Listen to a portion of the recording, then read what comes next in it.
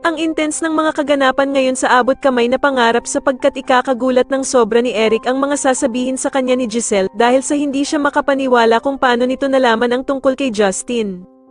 Dito nga matapos malaman ni Giselle ang katotohanan tungkol kay Justin dahil nga sa pag-imbestiga ni Kinito sa kanya ay galit na galit niyang kukumprontahin si Eric.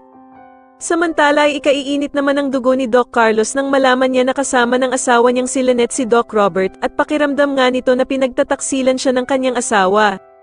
Ngunit kahit anong paliwanag naman ni Lynette kay Doc Carlos ay hindi siya pakikinggan ng kanyang asawa at mahahagisan pa nga siya nito ng baso na mag-iiwan sa kanya ng mga bubog.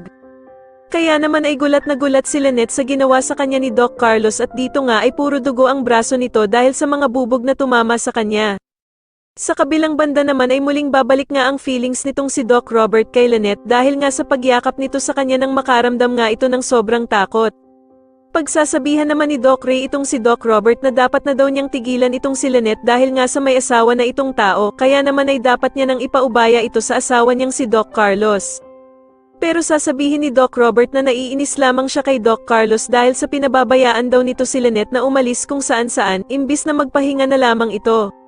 Samantala ay magkakasundo na nga ang mag-amang Eric at Justin para sa pinaplano nilang pagpapabagsak ng Apex at eto nga ay ang pagkuha ni Eric sa loob ni Giselle. Dito nga ay plano nila na palaging magwawala si Justin at aawayin nito ang kanyang inang si Giselle at ipagtatanggol naman siya ni Eric laban sa anak niyang si Justin. Sa tingin niyo dito na nga kaya tuluyang lumabas ang totoong pagkatao ng anak ni Eric na si Justin, mas lalo na nga talagang nagiging exciting ang mga susunod na kaganapan kaya naman ay mas lalo pa nating abangan ang mas lalong gumigandang abot kamay na pangarap. Maraming salamat po sa inyong panonood at sana po ay masubscribe niyo ako. Maraming salamat po.